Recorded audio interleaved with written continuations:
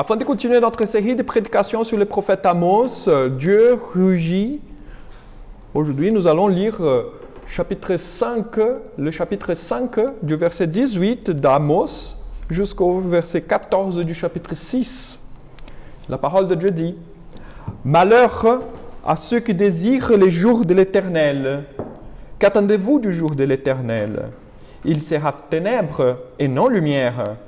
Vous serez comme un homme qui fuit devant un lion et qui rencontre un ours, qui gagne sa demeure, appuie sa main sur la muraille et qui mord un serpent. Le jour de l'Éternel n'est-il pas ténèbres et non lumière? N'est-il pas obscur et sans éclat? J'ai haï, je méprise vos fêtes. Je ne puis sentir vos assemblées. Quand vous me présentez des holocaustes et des offrandes, je n'y prends aucun plaisir. Et les veaux engraissés que vous sacrifiez en action de grâce, je ne les regarde pas.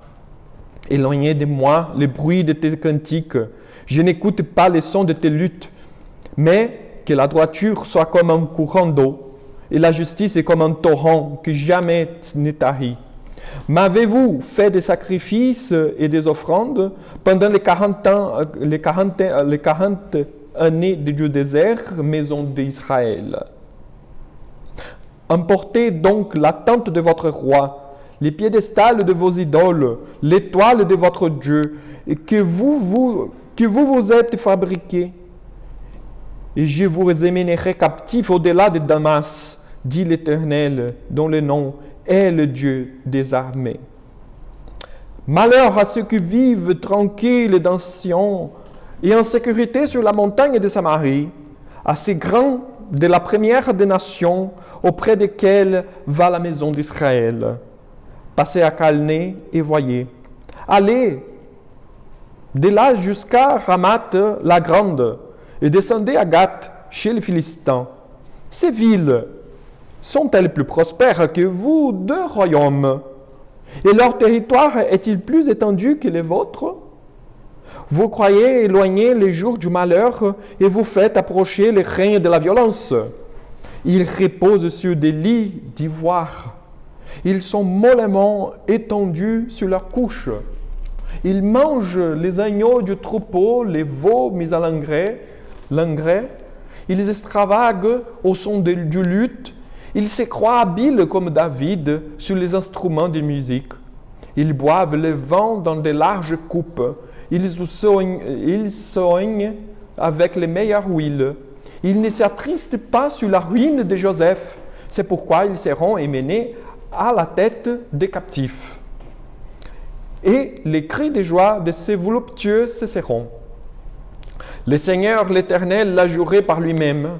L'Éternel, le Dieu des armées, a dit: j'ai en horreur l'orgueil de Jacob, et j'ai haï ses palais. Je livrerai la ville et tout ce qu'elle renferme. Et s'il reste 10 hommes dans une maison, ils mourront.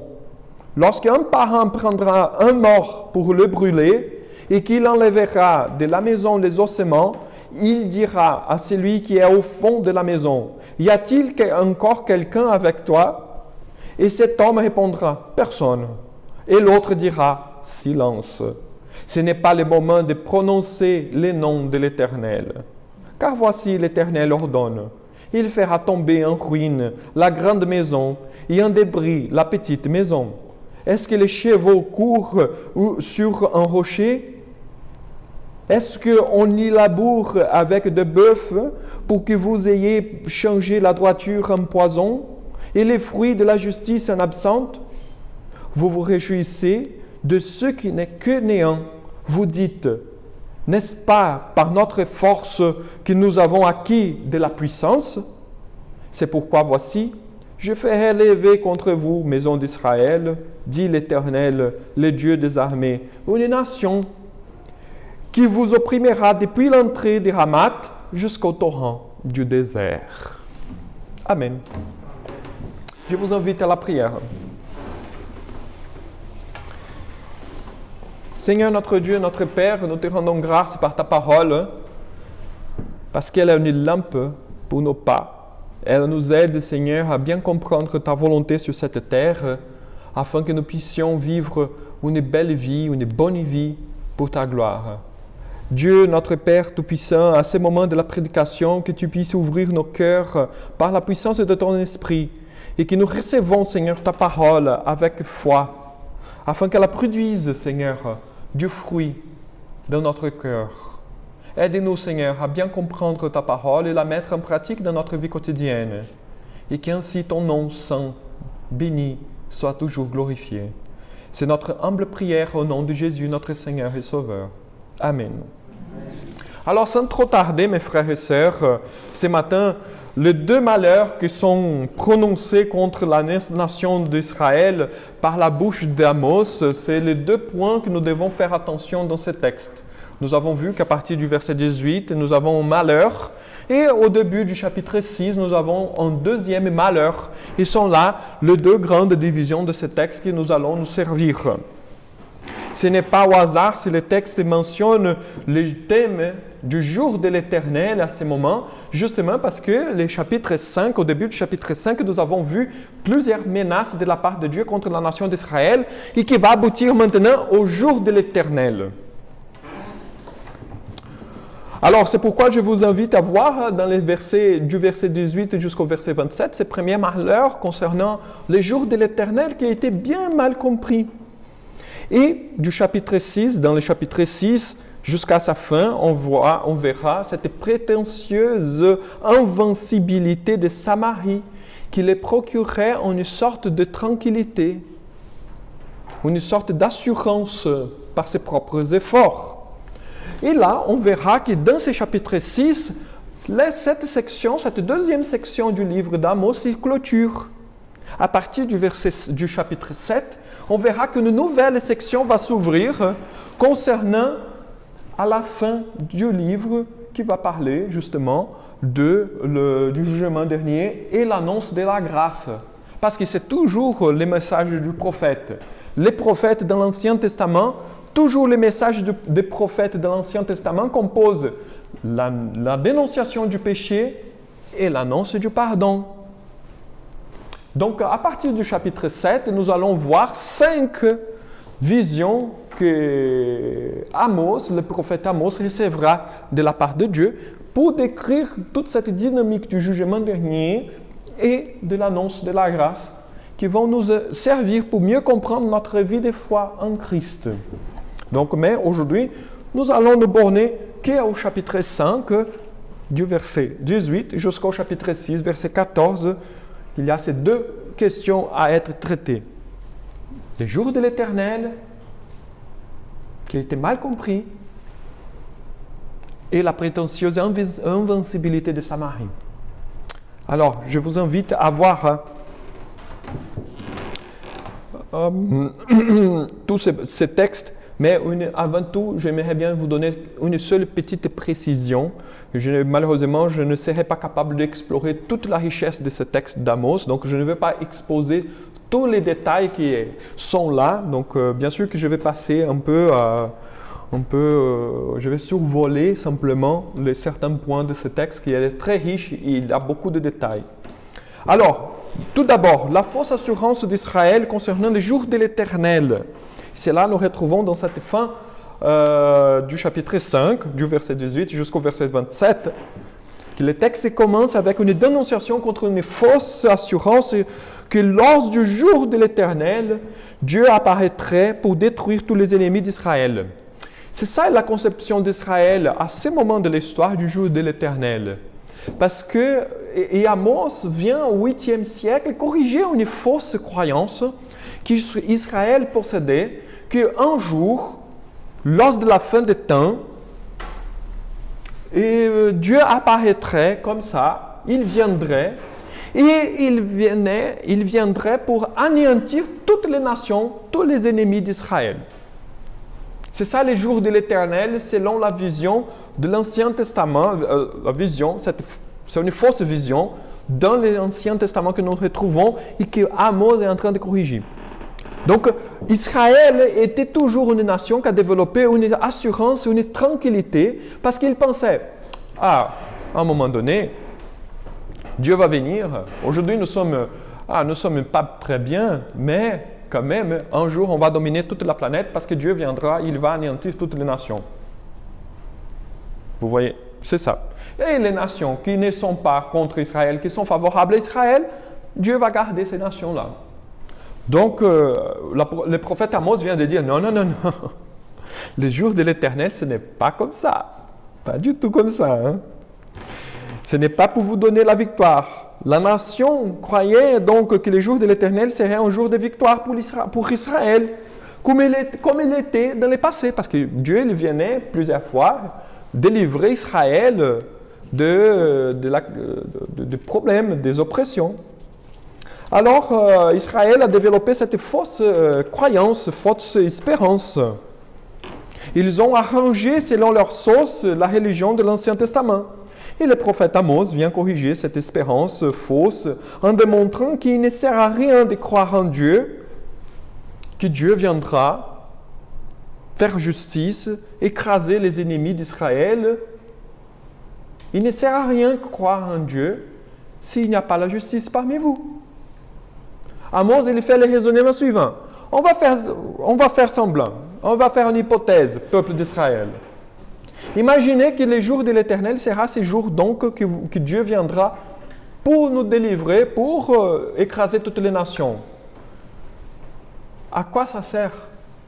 À quoi sert croire qu'un jour Dieu viendra écraser toutes les nations et faire Israël la grande puissance mondiale si dès vous, il n'y a pas la justice? S'il n'y a pas la justice parmi vous, à quoi ça sert? Croire à ces jours. Donc, il ne sert à rien. S'il n'y a pas de justice, croire que Dieu existe, croire que Dieu viendra, ça ne sert à rien. Parce que la croyance, l'espérance doit se matérialiser. Et les prophètes, ils démontrent que cette croyance qu'ils avaient est encore fausse. Parce que le jour de l'Éternel, ce n'est pas un jour joli.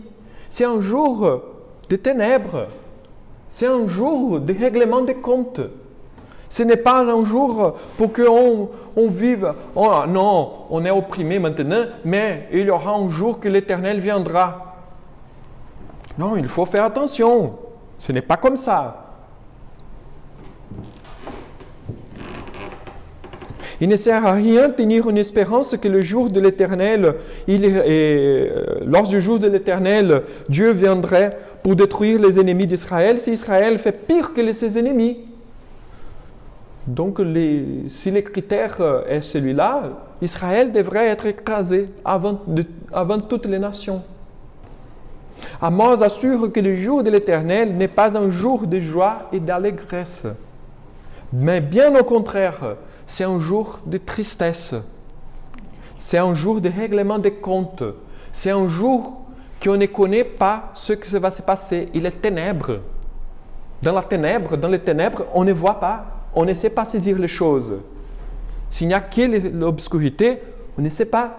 Ce n'est pas la lumière. La lumière, je vois. Je suis assuré. Et c'est ça que les figures de langage, les figures de style que Amos est en train d'utiliser servent. Justement pour nous montrer, non, ce n'est pas bien comme ça, Israël. Nous pouvons voir à ce moment comment le judaïsme de cette époque était déjà bien détourné de son origine.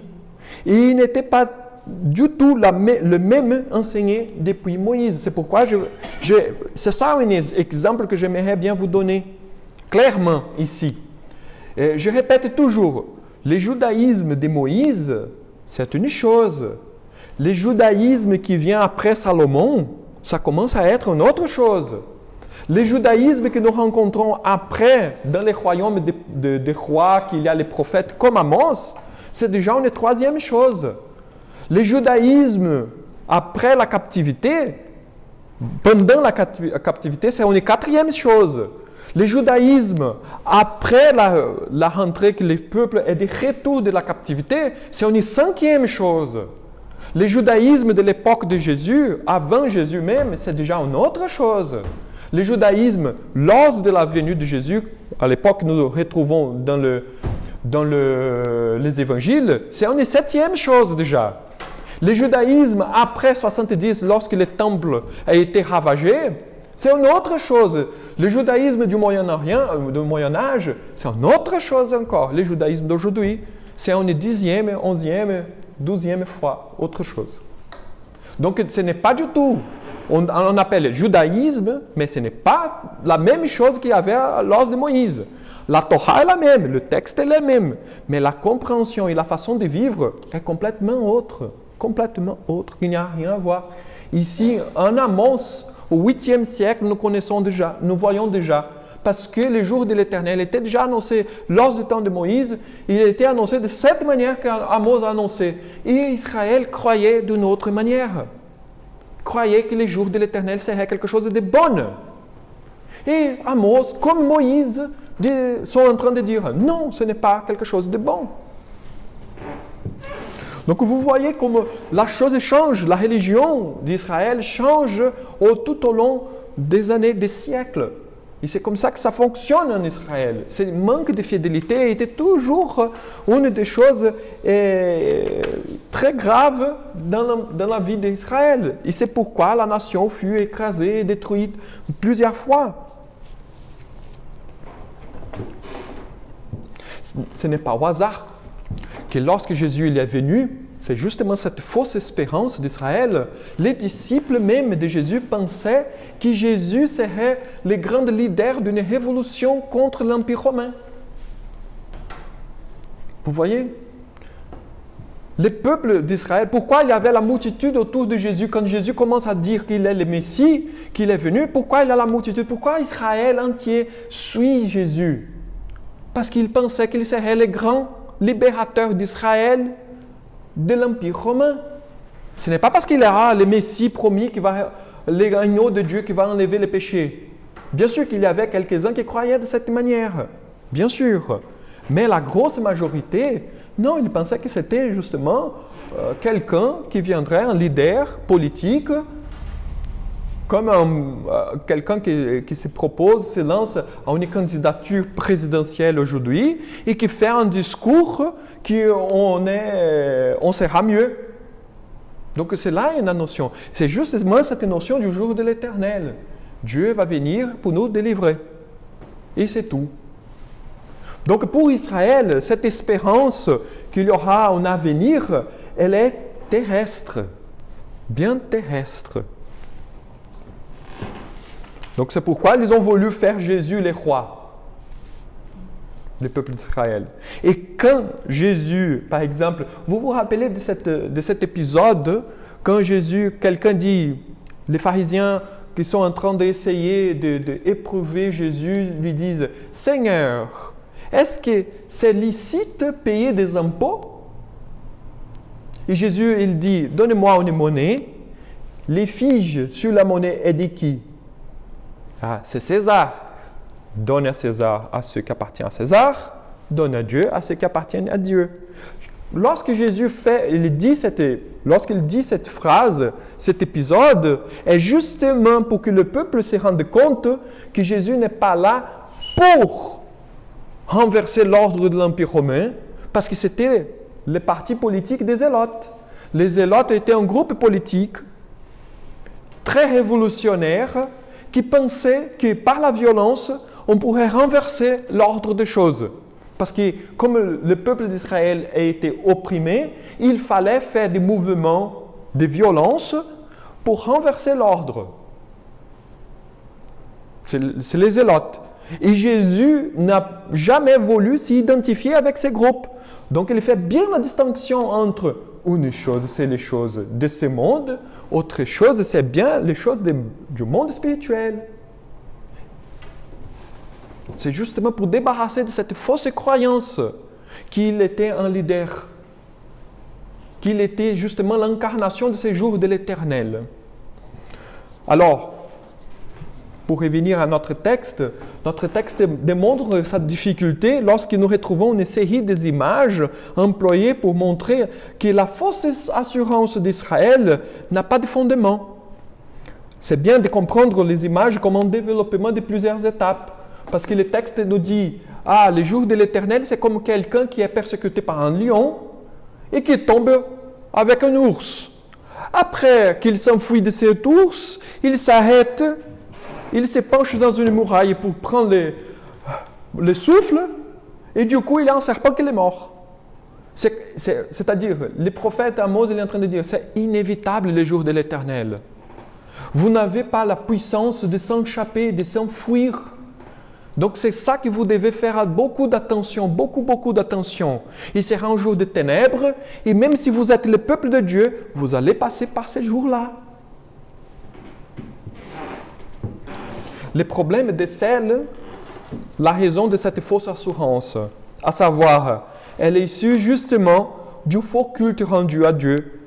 C'est culte vide de signification. C'est pourquoi je répète toujours, parce que c'est là la base de l'argument du prophète Amos.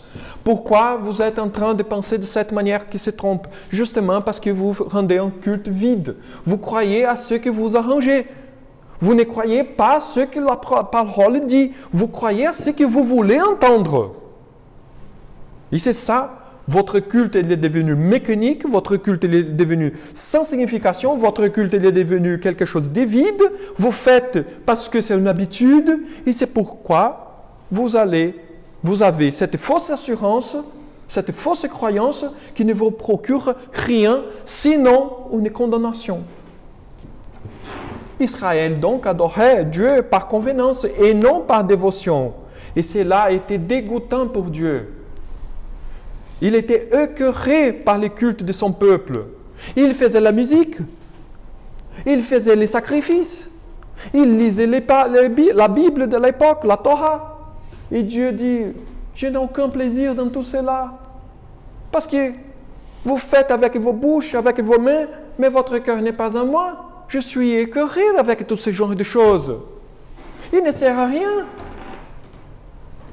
C'est pourquoi le prophète emploie l'image du courant d'eau, afin de dire, au lieu de faire tout cela, faites la justice, soyez généreux, soyez fidèles, gardez-vous du mal, comme nous avons vu la semaine dernière. Faites-le bien. C'est mieux que rendre un culte qui n'a aucune signification. Alors, si vous faites bien toutes ces choses, et vous rendez un culte rempli de signification, un culte vraiment que vous êtes là c'est la perfection. Là, vous retrouverez vraiment le bonheur dans votre vie. C'est pourquoi les prophètes terminent ces chapitres avec une question qui conduit à une seule réponse. Et c'est une question très dure. M'avez-vous fait des sacrifices et des offrandes pendant 40 années du désert, maison d'Israël? Pendant 40 années au désert, Israël n'a rien fait pour Dieu. Et pendant 40 années, Dieu a soutenu Israël au milieu du désert avec sa main. Vous voyez? Vous n'avez pas fait de sacrifices. Et maintenant, vous pensez qu'en me faisant des sacrifices, vous allez procurer le bonheur de ma part. Non. Il faut avoir d'abord la justice. Il faut se débarrasser du mal, du péché. C'est ça. Il faut être fidèle. Il ne faut pas être en rébellion, il faut écouter la parole. Cette façon de clôturer les chapitres montre la distance de l'égarement du peuple de son Dieu. Il faisait les sacrifices et les rituels. Ils faisaient tout, ils ont été mis tout en place, mais toute cette apparence de dévotion n'était pas accompagnée d'une vie de piété et de dévotion. Cette réalité, je vous assure, n'a pas changé. En 800 ans, du prophète Amos, ces mêmes versets retrouvent son écho dans la prédication d'Étienne, lorsqu'Étienne a été lapidé par les autorités d'Israël. Parce qu'Étienne va dire exactement ces versets pour la nation d'Israël, en disant, justement, vous n'avez jamais fait de sacrifice pendant 40 années. Au contraire, la nation d'Israël a été toujours en rébellion. Actes des Apôtres, chapitre 7, verset 42, verset 43. Donc, le fait des autorités d'Israël refuser Jésus-Christ en tant que Messie, c'est justement qu'ils continuent dans la même disposition de cœur de cette disposition que nous retrouvons chez les prophètes Amos. La même rébellion, elle est là, toujours. Et c'est pourquoi ils ne vont pas recevoir Jésus comme Messie. Et je ne voudrais pas limiter cette rébellion qu'est au peuple d'Israël, mais la rébellion de toutes les personnes sur cette planète. Parce que soit l'être humain est pour Jésus-Christ, soit il est en rébellion contre Dieu. Il n'y a pas de mi-chemin. Ce n'est pas possible d'être indifférent. On entend très souvent dans notre société, je respecte. C'est bien, si la croyance en Dieu te fait du bien, tant mieux pour toi, je respecte. Moi, je ne crois pas. Pas grave. Oui, c'est vrai, ce n'est pas grave, tu es libre. Tu es libre même pour être un pécheur. Mais cela n'annule pas le fait que tu es en rébellion contre Dieu. Ah non, je suis en rébellion. Oui, ce n'est pas pour Christ et contre Christ. Il n'y a que deux positions. Malheureusement, l'Évangile fait justement ce clivage entre la réalité, entre l'humanité.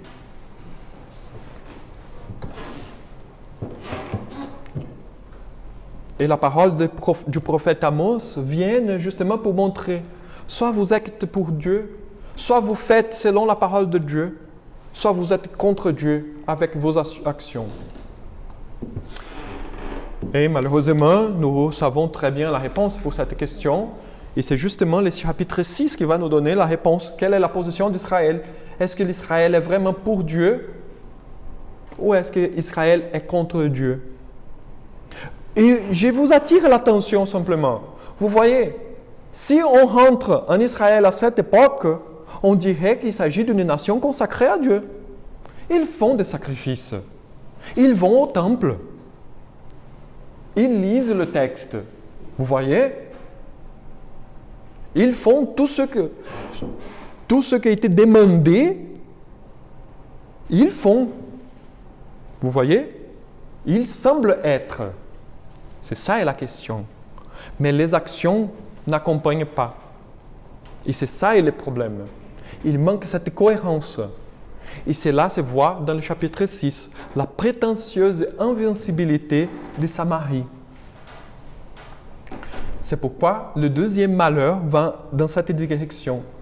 Le deuxième malheur prononcé par les prophètes couvre tout le chapitre 6. Il est adressé contre ceux qui sont indolents et qui font confiance à soi-même, comme si rien ne pourrait les toucher. Donc, comme ils sont rebelles contre Dieu, ils se pensent que rien va m'arriver, rien ne va arriver, je suis bien. Ils démontrent leur arrogance en pensant que rien ne va leur arriver, même s'ils ne sont pas attachés à Dieu. Car ils pensent avoir tout ce qu'il faut pour échapper du mal. Ils pensent qu'ils sont en sécurité, mais ils oublient que cela ne dépend pas d'eux, mais de celui qui est assis sur le trône au ciel. Le culte à l'époque promut cette indolence en plus. Car la religion ne prêchait que le bonheur et la victoire sur les ennemis d'Israël. Au lieu de les conduire à la prise de conscience qu'ils devraient mettre en pratique la parole de Dieu. Ils sont devenus paresseux par un culte mécanique. Ils pensaient, si nous faisons les sacrifices, donc Dieu va toujours nous bénir. Vous voyez? C'est toujours cette monnaie d'échange. Je fais quelque chose et Dieu fera. Comme on dit en français, aide-toi et Dieu fera le reste. Vous voyez? Et Dieu est en train de dire, cela est dégoûtant pour moi. Vous êtes prétentieux. Ou comme les gens disent, moi je suis une bonne personne, je paye mes impôts, je ne tue personne, je ne trahis pas ma femme, je suis un bon papa. Bien sûr que je suis une bonne personne et Dieu va m'accepter. Non, mes frères et sœurs, jamais comme ça. Jamais. Le salut, les pardons, la vie avec Dieu, ce n'est pas une vie par nos efforts, c'est par grâce. C'est Dieu qui nous donne, non nous faisons pour Dieu. Et c'est là la tromperie, la grosse tromperie. Et c'est pourquoi le vrai évangile, il n'est pas bien accepté jamais. Pourquoi? Parce que toutes les religions de ce monde sont toujours dans la direction suivante. Moi, je fais quelque chose pour Dieu. L'évangile de la grâce, le vrai évangile de la grâce est toujours comme ça. Dieu a fait quelque chose pour moi. Parce que toujours est plus facile obéir. Toujours est plus facile accomplir un rituel. Toujours est plus facile aller écouter quelqu'un qui est divin. Il fait exactement ce qu'il nous a demandé de faire. Un rabbin, un curé, un imam, un pasteur. C'est plus facile. Homme de Dieu, qu'est-ce que je dois faire? C'est plus facile. Mais ce n'est pas la vraie religion. La vraie religion de la grâce dit, tu n'as pas besoin de rien faire parce que Dieu a fait tout sur la croix pour toi. Maintenant, c'est toi de vivre en fonction de cette grâce.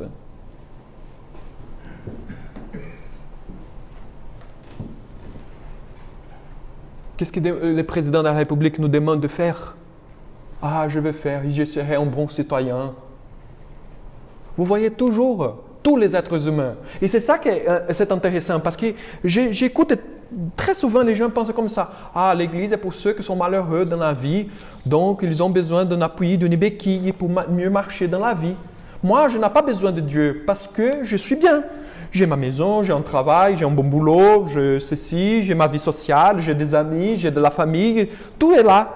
Donc, le bien-être, l'état, tout ça me convient. Ah, donc je n'ai pas besoin de la religion parce que je n'ai pas besoin d'appui, je n'ai pas besoin de béquilles, je peux marcher par mes propres jambes. Vous voyez? Mais nous tous, nous suivons quelqu'un d'une façon ou d'autre. On n'est pas autonome, on ne marche pas avec nos jambes tout le temps. On entend très souvent. Et maintenant qu'il y aura la présidentielle, en avril 2022, on commencera à écouter les discours de chaque candidat pour la présidence de la République. Ah, je préfère celui-ci, je préfère celui-là.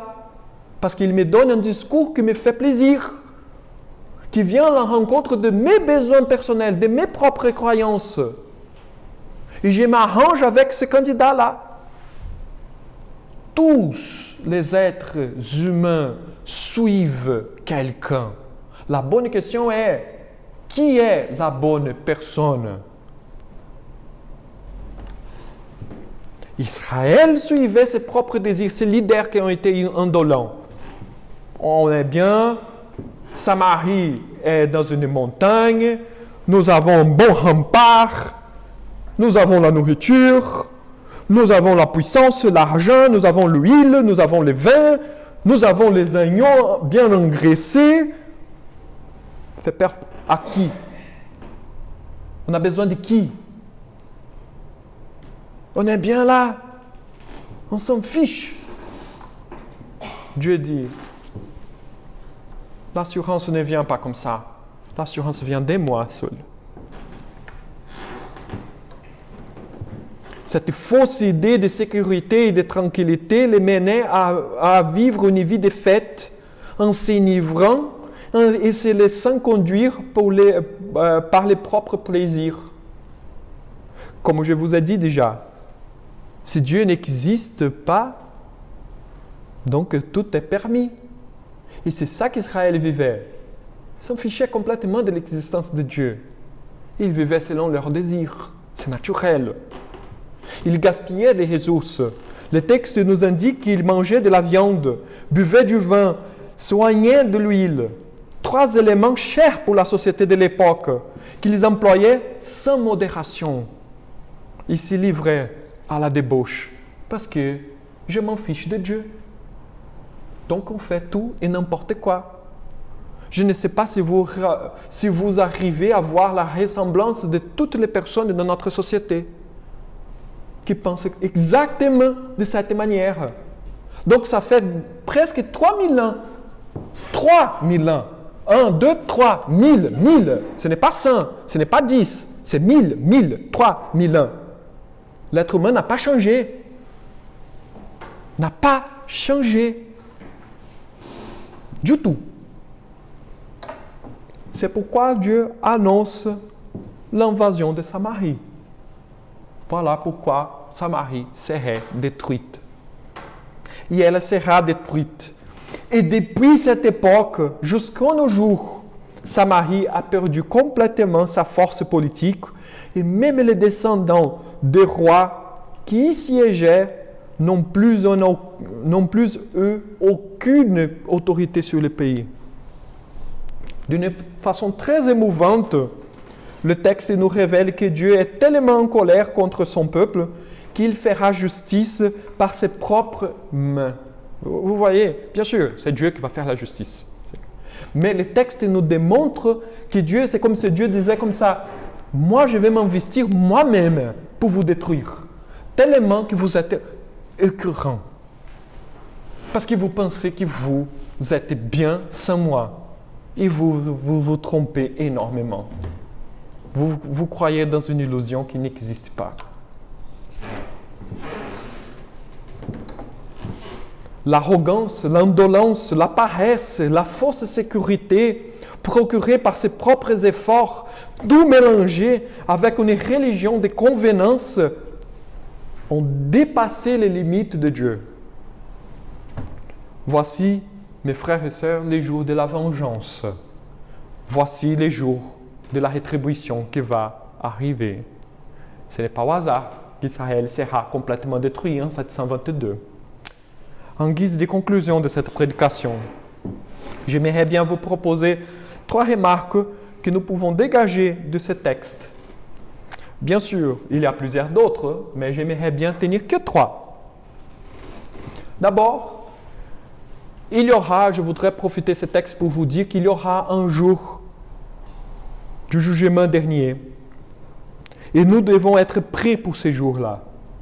La vie chrétienne n'est pas dégagée de ces jours-là. Il n'est pas joli. Il est un jour de délivrance pour les chrétiens. Oui, c'est vrai. Mais, en même temps, ce n'est pas un jour pour être célébré, car il s'agit d'un règlement des comptes. Toutes les nations, toutes les personnes, tout un chacun devra se présenter auprès du trône divin pour rendre compte. Et celui qui est assis sur le trône, ce n'est pas un Dieu abstrait, un Dieu, une divinité, un esprit. C'est le Seigneur Jésus-Christ crucifié sur la croix. C'est ce monsieur, spécifiquement, qui est ressuscité parmi les morts. Il est là, assis sur le trône. Et toutes les personnes devront être devant ce trône pour rendre ses comptes. C'est le moment, vraiment, de dire la vérité. Et personne n'échappera. Peu importe si tu es riche, peu importe si tu es puissant, peu importe si tu es un roi, peu importe si tu es un esclave, peu importe si tu es pauvre, peu importe si tu es blanc, si tu es noir, si tu es jaune, si tu es rouge, peu importe ta condition, peu importe si tu es un handicap, peu importe si tu es dans une bonne santé ou un athlète, rien pourra te délivrer de ces jours. Rien. Si tu es jeune et tu es en passe étudiant, tu ne seras pas épargné. Vous voyez? On ne paye pas la moitié. Le monde entier sera bouleversé par un cataclysme. Et là, je profite pour vous décrire un peu les jours du jugement dernier. c'est un cataclysme qui marquera la venue de Jésus-Christ. Le monde entier verra. Nous devons être prêts donc pour être là ces jours. Nous devons attendre ces jours avec crainte. Car il peut arriver à n'importe quel moment. Il peut arriver à ce moment. Jésus peut venir maintenant, après ces cultes, par exemple. Jésus peut venir après ces cultes. Et nous devons être tous prêts à ces jours-là. Quelle est la disposition de notre cœur? Nous prenons l'Évangile sérieusement ou nous prenons à la légèreté? Il va arriver. Et vous savez pourquoi? Parce qu'il s'agit d'une promesse. Dieu a promis qu'il y aura un jour à la fin, un jour du jugement dernier. Et s'il y a une chose que Dieu sait faire très bien, c'est accomplir ses promesses. Dieu n'a jamais échoué aucune de ses promesses. Et il a promis que Jésus reviendra chercher son Église et établir le jugement dernier. Et nous devons vivre à la lumière de ces jours. La deuxième chose, à partir de ces messages du prophète Amos, notre vie d'adoration. Quelle est notre vie d'adoration? Nous cherchons à adorer Dieu ou nous faisons une religion de convenance à nos désirs et nos croyances personnelles? Une vie avec Dieu, mes frères et sœurs, il ne suffit pas de dire « je crois en Dieu ». Il ne suffit pas de dire « je crois à Jésus est mon Seigneur et mon Sauveur ». Si la vie n'accompagne pas, si les actions n'accompagnent pas. Et c'est ça le moment de s'être interrogé. Parce que par les fruits, je connais l'arbre, dit Jésus. Si notre vie ne porte pas de fruits de repentance, les fruits d'une vie qui est vécue selon la parole de Dieu, on se trompe en pensant que nous croyons en Dieu. Et en fait, on ne croit pas du tout. Il doit avoir une relation entre ma croyance en Jésus-Christ et ma vie personnelle. Et c'est pourquoi nous sommes appelés à une vie de sanctification. Toujours, nous nous débarrassons du péché.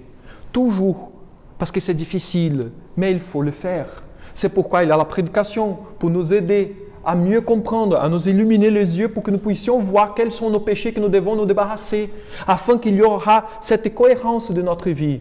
C'est pourquoi il y a les sacrements, comme je vous ai instruit tout à l'heure, pour nous donner la force, pour nous donner la grâce, pour y parvenir. Nous devons nous poser quelques questions. Est-ce que j'ai une vie de prière constante? Est-ce que j'ai pour l'habitude d'étudier la parole de Dieu? Est-ce que je m'investis suffisamment dans l'Église?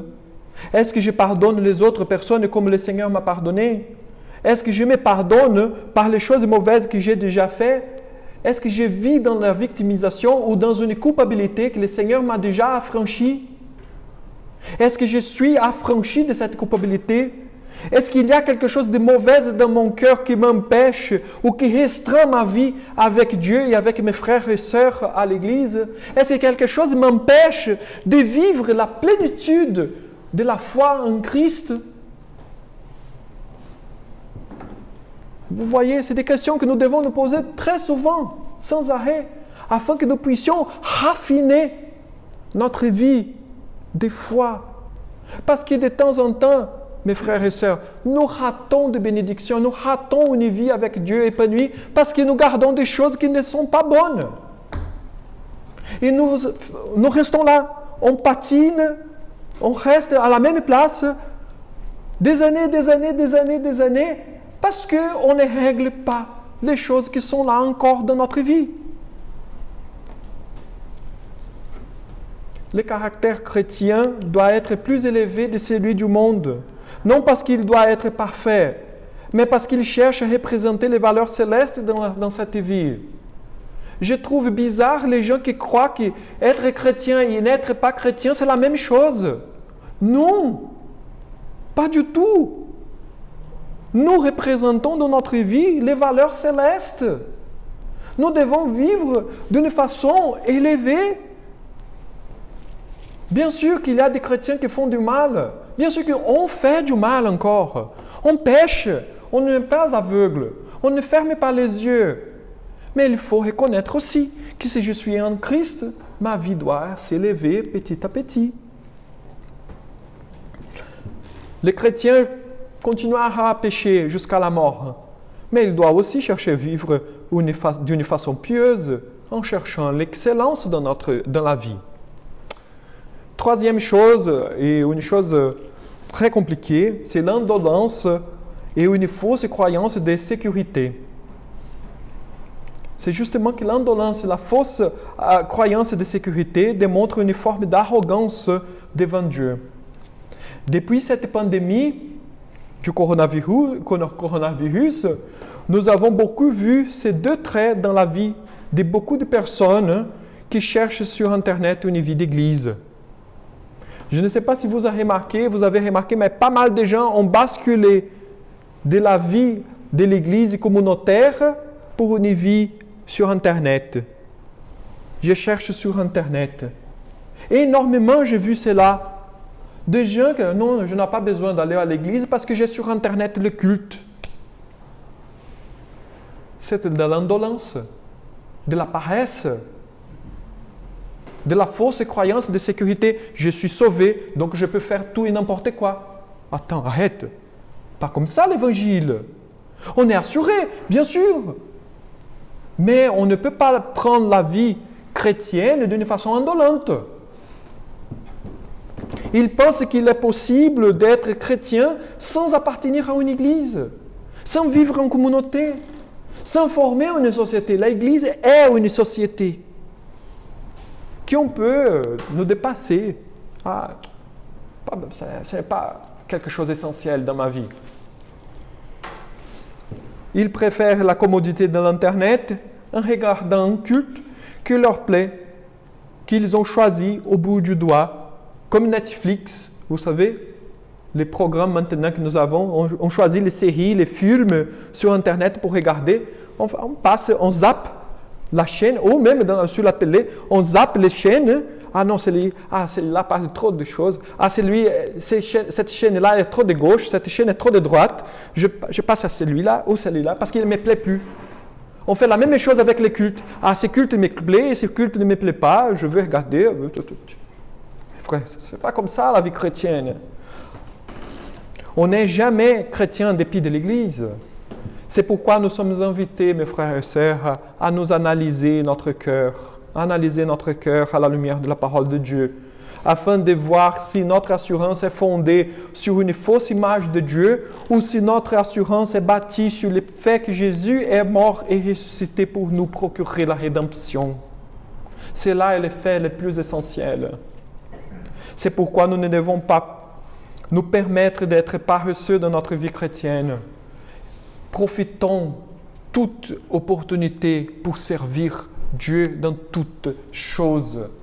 On rate énormément dans la vie. C'est ça que j'ai partagé hier avec David. On discutait justement, mes frères et sœurs, ne ratez pas les opportunités de servir, parce que c'est un privilège.